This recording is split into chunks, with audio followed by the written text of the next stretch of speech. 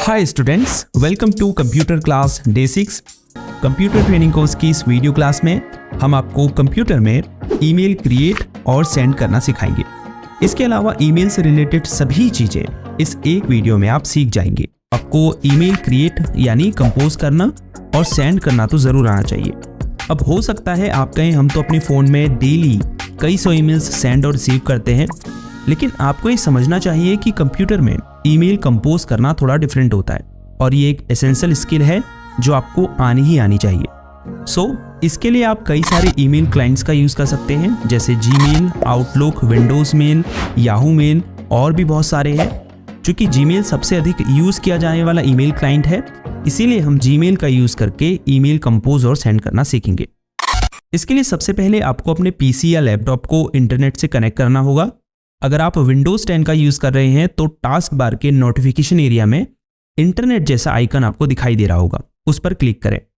Windows 7 में ये icon computer के जैसा दिखाई देता है। हालांकि सभी विंडोज़ कंप्यूटर में इंटरनेट से कनेक्ट करने के जो स्टेप्स हैं वो बिल्कुल सेम है। अगर आपके घर में वाईफाई राउटर नहीं है तो आप अपने मोबाइल हॉटस्पॉट का यूज़ करके भी अपने कंप्यूटर में इंटरनेट एक्सेस कर सकते हैं। तो अब हम वाईफाई ऑप्शन में क्लिक करेंगे। आप देख सकते हैं यहाँ हमको वाईफाई नेटवर्क शो हो रहा है, इस पर क्लिक करेंगे। उसके बाद कनेक्ट पर क्लिक करेंगे। अब इस वाईफाई नेटवर्क का पासवर्ड यहाँ टाइप करेंगे और फिर नेक्स्ट पर क्लिक कर देंगे। अब नो पर क्लिक कर दें।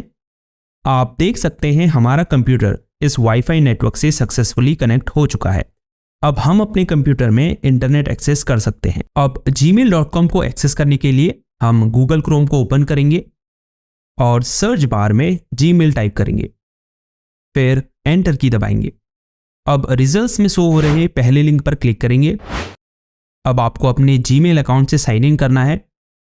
अगर आपके पास जीमेल अकाउंट नहीं है तो क्रिएट अकाउंट पर क्लिक करके आप अपना एक जीमेल अकाउंट क्रिएट कर सकते हैं। चूंकि हमारे पास पहले से जीमेल अकाउंट है तो हम यहां पर ईमेल एड्रेस टाइप करेंगे, फिर नेक्स्ट पर क्लिक करेंगे। अब पासवर्ड टाइप करेंगे, फिर नेक्स्ट पर क्लिक करेंगे। अब अगर आपने अपने जीमेल अकाउंट में 2 स्टेप वेरिफिकेशन को इनेबल किया होगा तो यह आपसे अपने अकाउंट को वेरीफाई करने को कहेगा। वेरिफिकेशन कंप्लीट हो जाने के बाद आप अपने जीमेल अकाउंट में साइन इन हो जाएंगे। तो ये जीमेल का इंटरफेस है, ये ईमेल एरिया है जहां आपकी ईमेल्स शो होती है। यहाँ लेफ्ट साइड में ये लेबल्स हैं, इनबॉक्स, स्टार्ट, स्नूज्ड, सेंट और ड्राफ्ट्स। जैसे कंप्यूटर में फोल्डर्स होते हैं वैसे ही जीमेल में लेबल्स होते हैं।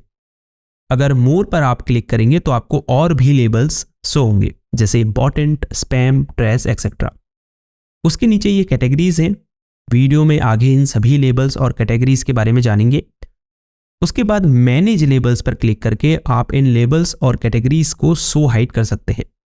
अगर आप खुद के नए लेबल्स क्रिएट करना चाहते हैं इस तरह से, तो आप क्रिएट न्यू लेबल पर क्लिक करके न्यू लेबल क्रिएट कर सकते हैं। लेफ्ट साइड में ही ऊपर कंपोज बटन है, जिस पर क्लिक करके आप ईमेल राइट और सेंड कर पाएंगे। इसके बारे में डिटेल में जानेंगे, लेकिन पहले थोड़ा बेसिक इंट्रोडक्शन आपको दे देते हैं। उसके बाद 3 हॉरिजॉन्टल लाइन जो ये है, ये मेन मेन्यू कहलाते हैं, जिस पर क्लिक करने पर जो लेबल्स और कंपोज बटन है उसके सिर्फ आइकन्स ही आपको शो होंगे। पुराने व्यू को शो करने के लिए वापस इस पर क्लिक करें। अब ये बीच में सर्च बॉक्स है जहां से आप सिलेक्टेड लेबल के अंदर मौजूद ईमेल्स को सर्च कर सकते हैं। अगर आपको जीमेल से रिलेटेड हेल्प या सपोर्ट चाहिए तो इस क्वेश्चन आइकन पर क्लिक कीजिए। जीमेल सेटिंग्स को ओपन करने के लिए सेटिंग्स आइकन पर क्लिक करें। अगर आपको अदर गूगल ऐप्स को एक्सेस करना है तो आप इस पर क्लिक करके इन गूगल ऐप्स को ओपन कर सकते हैं। उसके बाद अपने गूगल अकाउंट के इस प्रोफाइल आइकन पर क्लिक करके आप अपने गूगल अकाउंट को मैनेज कर सकते हैं। ऐड अनदर अकाउंट पर क्लिक करके आप दूसरे जीमेल अकाउंट से साइन इन करके उसे यहां ऐड कर सकते हैं। अगर आपको अपने अकाउंट को साइन आउट करना है तो साइन आउट ऑप्शन पर क्लिक करें। ये राइट साइड के पैनल में कुछ एड ऑन्स हैं, जैसे टास्क है, कॉन्टैक्ट है। अगर आपको इसकी साइड पैनल को हाइड करना है तो आप राइट एरो पर क्लिक करके इसे हाइड कर सकते हैं। तो जीमेल के इंटरफेस का बेसिक इंट्रोडक्शन तो हो चुका है, तो चलिए अब मेन पॉइंट पर आते हैं। जैसे आप देख सकते हैं अभी इनबॉक्स लेबल हाईलाइटेड है, इसका मतलब अभी यहाँ जो ईमेल शो हो रही हैं वो इनबॉक्स फोल्डर के अंदर सेव्ड है।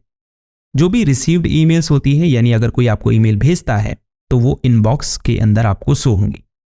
अगर कोई ऐसी ईमेल है जो आपके लिए बेहद इंपॉर्टेंट है तो आप ईमेल मैसेज के ठीक आगे बने इस स्टार आइकन पर क्लिक करके उस ईमेल को एक स्पेशल स्टेटस दे सकते हैं।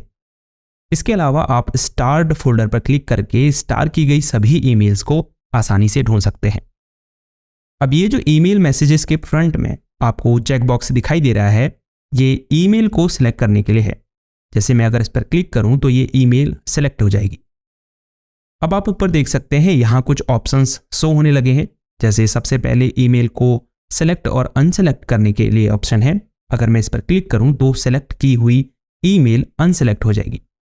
अब अगर मैं दोबारा इस पर क्लिक करूं तो इस पेज में शो हो रही सभी ईमेल्स सेलेक्ट हो जाएंगी। अब ये जो छोटा सा डाउन एरो है, इस पर क्लिक करने पर आपको कई और अन्य ऑप्शंस शो होंगे। जैसे सभी ईमेल्स को सेलेक्ट करने के लिए ऑल ऑप्शन है। अगर आपको सेलेक्टेड ईमेल्स को अनसेलेक्ट करना है तो नन ऑप्शन है। फिर रीड है, अगर सिर्फ उन्हीं ईमेल्स को सेलेक्ट करना है जिन्हें आपने रीड कर लिया तो इस पर क्लिक करें। जिन ईमेल्स को आपने नहीं रीड किया है उन्हें सेलेक्ट करने के लिए अनरीड पर क्लिक करें। स्टार की गई ईमेल्स को सिलेक्ट करने के लिए स्टार्ड पर क्लिक करें और अनस्टार ईमेल्स को सिलेक्ट करने के लिए अनस्टार्ड ऑप्शन पर क्लिक करें। उसके बाद आर्काइव का ऑप्शन है। अगर आप इनबॉक्स से किसी ईमेल को हटाना चाहते हैं लेकिन आप उसे डिलीट नहीं करना चाहते तो आप उस ईमेल को आर्काइव कर सकते हैं। इससे वह ईमेल इनबॉक्स से हटकर ऑल ईमेल के फोल्डर में मूव हो जाएगी। उसके बाद रिपोर्ट स्पैम का ऑप्शन है। अगर आपको कोई ईमेल स्पैम लगती है तो आप इस ऑप्शन पर क्लिक करके उसे स्पैम फोल्डर में मूव कर सकते हैं। उसके बाद डिलीट का ऑप्शन है। जिस भी ईमेल को आपने डिलीट करना है उसे सेलेक्ट कीजिए, फिर डिलीट के ऑप्शन पर क्लिक कीजिए। ईमेल ट्रेस फोल्डर में मूव कर जाएगी। उसके बाद मार्क एज अनरीड का ऑप्शन है। अगर आप किसी रीड की गई ईमेल को एज अनरीड मार्क करना चाहते हैं तो मार्क एज अनरीड पर क्लिक करें। अगर आप दोबारा इस पर क्लिक करेंगे तो ईमेल दोबारा एज रीड मार्क हो जाएगी। उसके बाद स्नूज का ऑप्शन है। अगर आप किसी ईमेल को आगे के लिए पोस्टपोन करना चाहते हैं तो उस ईमेल को सेलेक्ट करने के बाद स्नूज पर क्लिक करेंगे, फिर उस डेट और टाइम को पिक करेंगे। जैसे ही आप उस डेट एंड टाइम पर क्लिक करेंगे वह ईमेल इनबॉक्स फोल्डर से हटकर यहाँ स्नूज फोल्डर में मूव हो जाएगी और जो भी टाइम आपने सेलेक्ट किया होगा उस समय आपके कंप्यूटर या मोबाइल पर उस ईमेल का नोटिफिकेशन आपको आएगा। अब ऐड टू टास्क का ऑप्शन है। किसी ईमेल को सिलेक्ट करके अगर आप इस ऑप्शन पर क्लिक करेंगे तो सेलेक्टेड ईमेल यहाँ राइट साइड पैनल में मौजूद गूगल टास्क लिस्ट में ऐड हो जाएगी। उसके बाद मूव टू ऑप्शन है। अगर आप किसी ईमेल को इनबॉक्स से हटाकर किसी दूसरे फोल्डर में मूव करना चाहते हैं तो आप इस ऑप्शन का यूज कर सकते हैं। उसके बाद लेबल एज का ऑप्शन है। अगर मैं इस ईमेल को सिलेक्ट करने के बाद लेबल्स ऑप्शन पर क्लिक करूं और फिर कंप्लीटेड लेबल को सिलेक्ट करने के बाद अप्लाई पर क्लिक करूं तो आप देख सकते हैं सेंडर नेम के आगे कंप्लीटेड लेबल शो होने लगा है।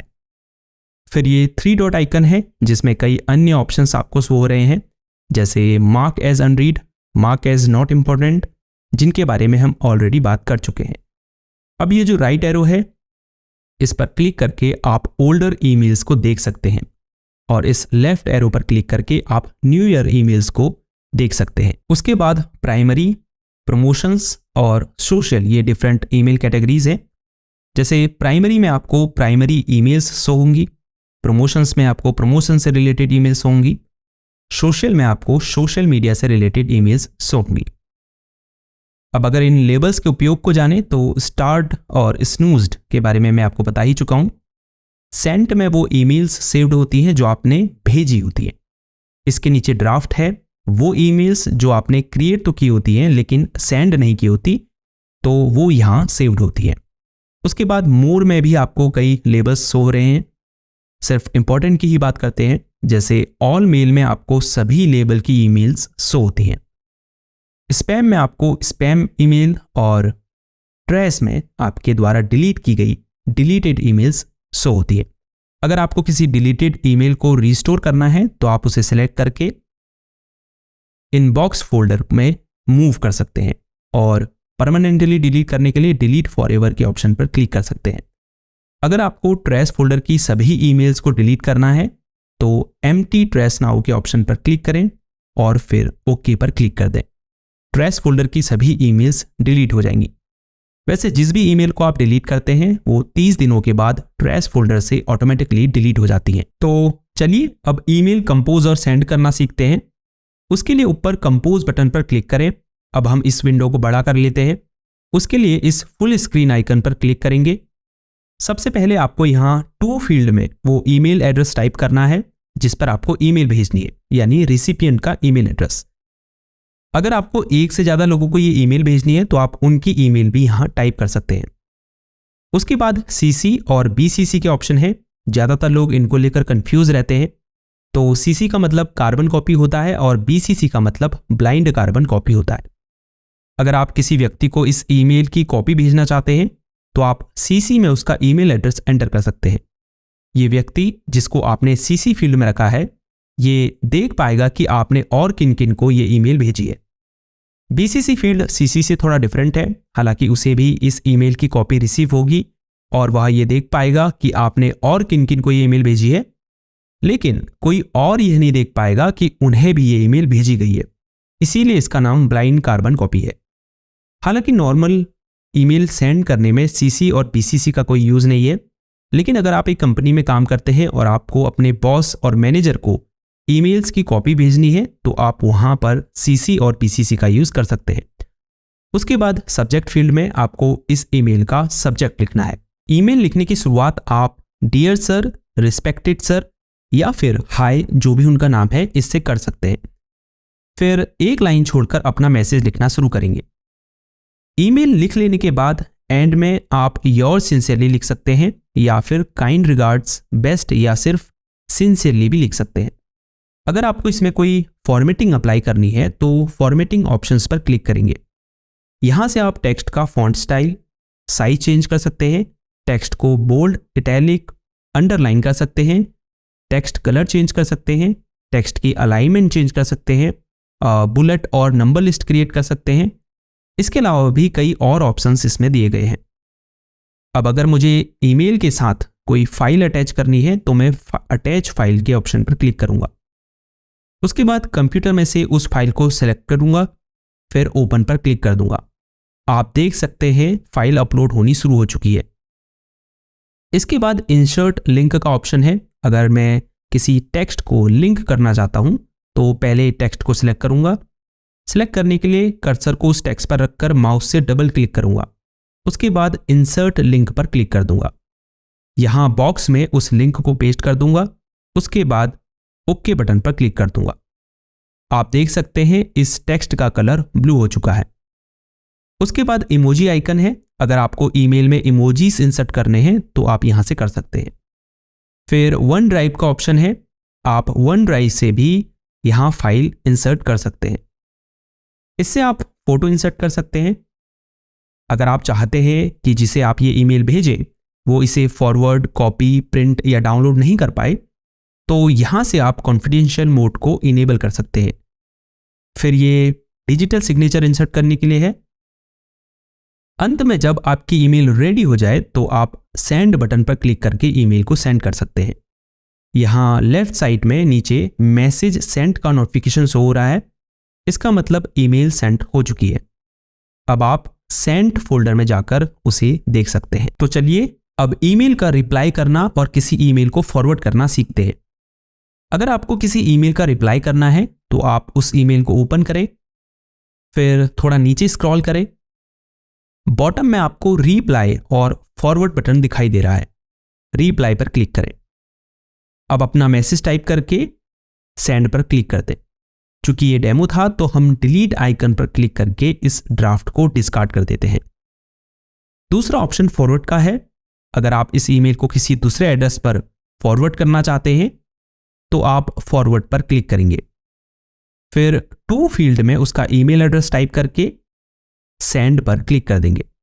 ये सेम ईमेल उस एड्रेस पर चला जाएगा। तो ये थी कंप्यूटर क्लास डे 6 जिसमें हमने आपको जीमेल का यूज करके ईमेल कंपोज और सेंड करना सिखाया। ये एक बेहद ही इंपॉर्टेंट स्किल है जो आपके प्रोफेशन में आपके बहुत काम आ सकती है।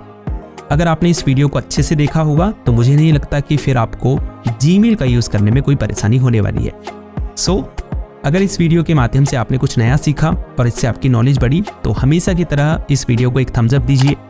हमसे जुड़ने के लिए चैनल को सब्सक्राइब कीजिए और कोई सवाल या सुझाव हो तो नीचे कमेंट कीजिए, हम ज़रूर उसका सलूशन आपको देंगे। कंप्यूटर क्लास डे 6 में इतना ही। See you in the next class. अपना ख्याल रखिएगा। तब तक के लिए गुड बाय।